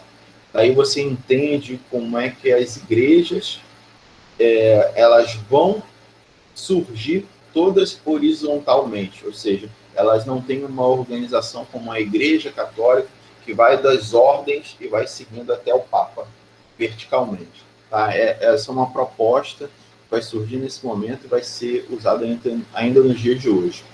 As igrejas católicas, elas surgem dentro das ordens, a gente vai ver isso, vou comentar com vocês, e vão seguir também uma proposta de hierarquização até o Papa, enquanto as igrejas as igrejas e as escolas com base protestante vão seguir esse ordenamento horizontal, ou seja, independência daqueles que estão ensinando, daqueles que estão professando a fé.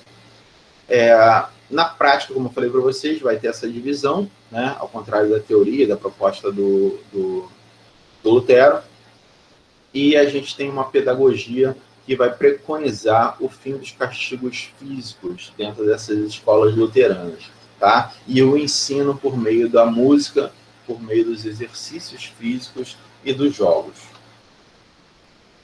A Contra-Reforma, e aí eu vou focar, obviamente, nas questões envolvendo a educação, ela vai acontecer dentro de um concílio, chamado de Concílio de Trento, que vai durar, aí, como vocês veem, 18 anos. Né? Imagina uma reunião de 18 anos. Né? Uma reunião que vai durar 18 anos para decidir as coisas. Bom, nessa reunião de 18 anos, nesse concílio, vão ser retiradas algumas propostas, como a instituição, não que não existisse, né, mas já existia, mas a instituição oficialmente do Tribunal da Santa Inquisição. E aí, por exemplo, vocês sabem, se estudaram aí na história, toda a forma de tortura vai ser utilizada nesse período, inclusive aqui dessa cadeira do dragão, que vai ser essa confortável, onde você se senta confortavelmente nesses espinhos de metal, e além de introduzir na sua pele aos poucos, apertado por essas correias, também há embaixo uma fogueira para aquecer esses espinhos e tornar o seu descanso mais confortável.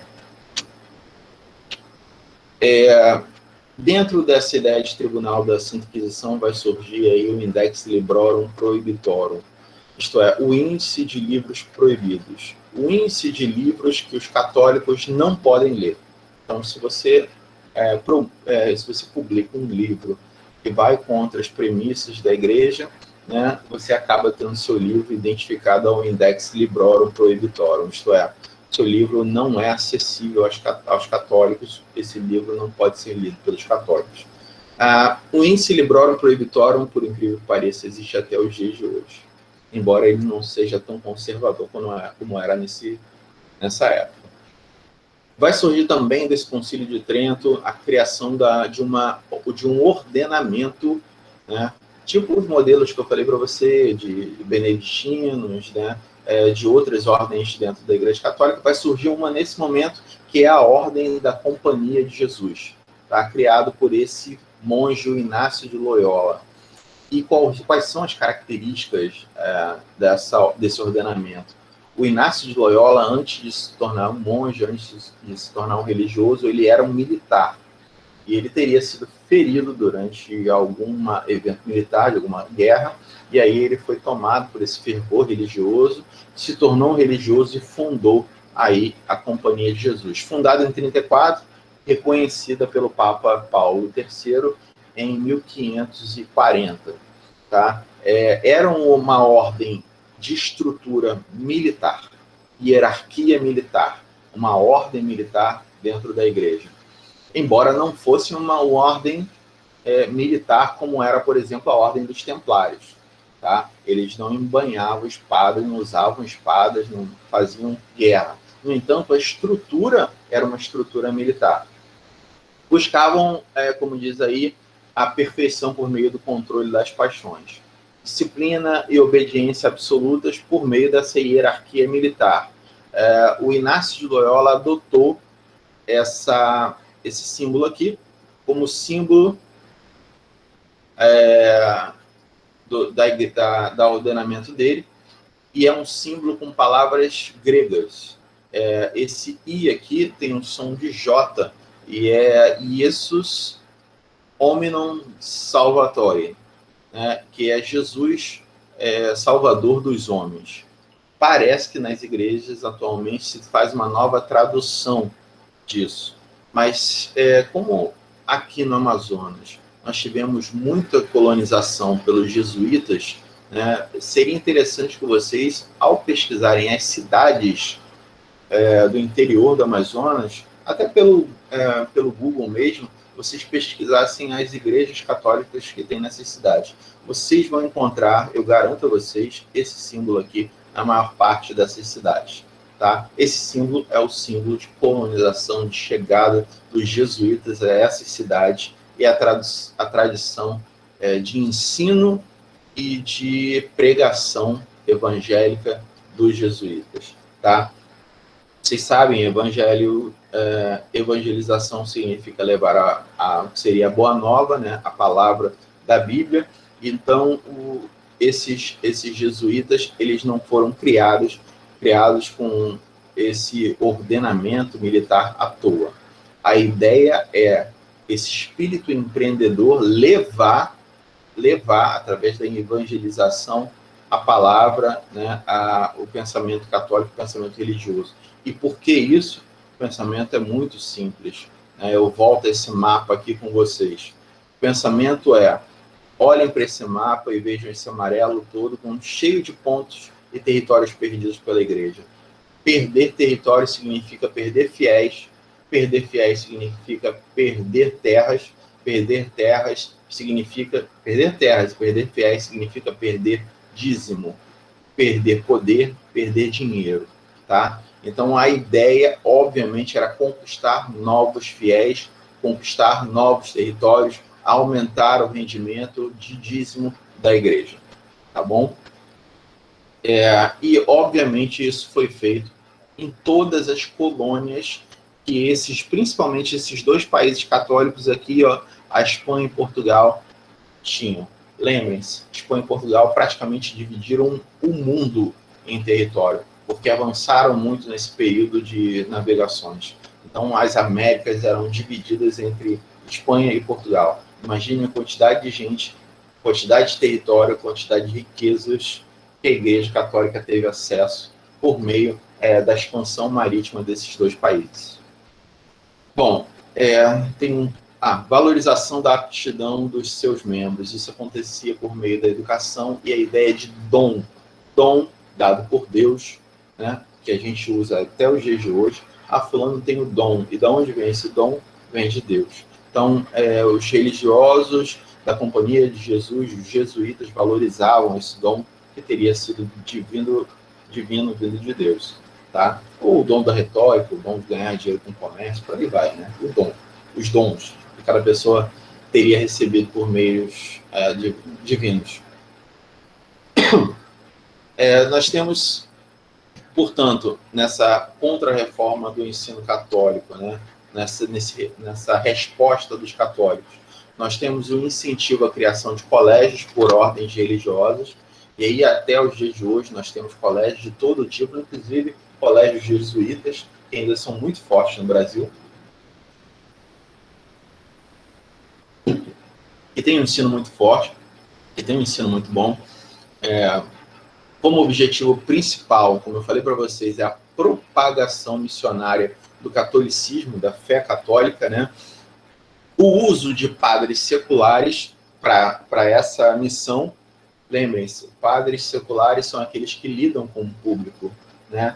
Os padres regulares são aqueles que ficam dentro dos monastérios só rezando. Eles não lidam com o público, tá? Eles só rezam, ficam a maior parte deles enclausurados. Os padres seculares são aqueles que lidam com o público, com os fiéis. Afastamento da hierarquia da igreja. A criação desses colégios significa uma criação de uma hierarquia que funcionava independente da hierarquia da igreja. Tá? Isso, inclusive, vai criar um problema para os jesuítas no futuro, que vão chegar a ser proibidos pela Igreja Católica em algum momento. Obviamente, depois vão ser liberados. Não é à toa que nós temos hoje como Papa um jesuíta. Certo? Criação de um plano de estudos. O Ratio Studiorum, que é um termo que talvez você já tenha ouvido falar, nada mais é do que um plano de estudo. Isso é, uma organização de como deve ser o estudo, desde o início do jovem até a sua formação. Um plano de estudos. Vocês receberam, né, para essa disciplina um plano de estudos. É o plano de estudos, quando vai começar a matéria, qual matéria e quando vai terminar. Agora você imagina um plano de estudos grande o suficiente para dizer quando começa o ensino dessa pessoa e quando termina. Nós temos o Brasil tentando criar um BNCC. Nada mais é do que um plano de estudos. Né? Nós temos, vocês sabem, quando vocês entraram no curso que vocês estão fazendo agora, vocês têm um plano de estudos dizendo as matérias que vocês vão cursar no primeiro período e as matérias que vocês devem cursar para se formar daqui a 4 anos. Tá? Isso é plano de estudos. E aí eu vou terminar introduzindo o conteúdo da próxima disciplina, da próxima matéria, né? Que é aí onde entram as terras do pau-brasil, as terras que eram exploradas pelos portugueses. Vocês estudaram isso, o período pré-colonial, de 500 a 32, era o período em que os portugueses vinham aqui, extraíam o pau-brasil, né, dessas regiões que nós moramos hoje, fazia escambo com os índios, mas que começou a sofrer ameaças de colonização por outros países. principalmente Holanda e França, e também Inglaterra, mas Holanda e França principalmente. Não sei se vocês lembram, a cidade que foi capital do país durante muito tempo, o Rio de Janeiro, ela foi originalmente fundada por franceses. Depois foi tomada pelos portugueses, mas originalmente ela é fundada por franceses. Quem são esses franceses?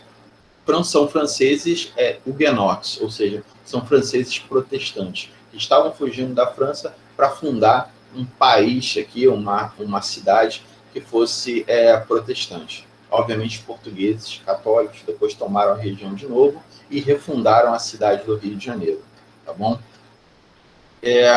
Essas cidades essa região toda funcionava sob o Pacto Colonial, que vocês também já estudaram bastante, vai funcionar durante todo esse período aqui, inclusive sobre o período em que os jesuítas vão implementar o ensino aqui, os 200 anos de ensino jesuíta, mais um período de ensino pombalino.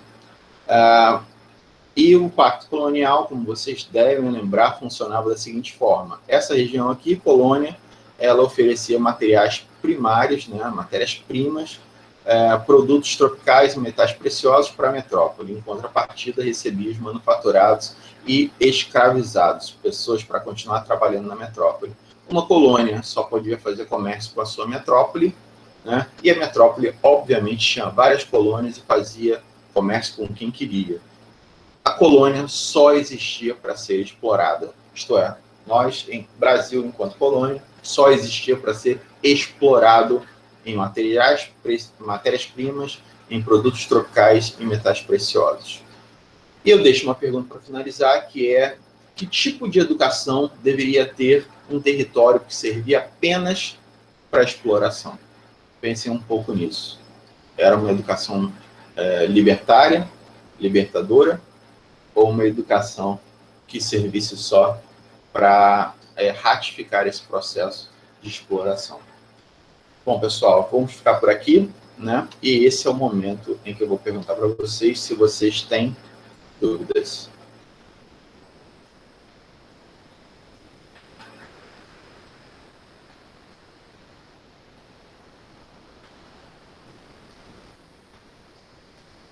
Interrompendo a gravação. Bora.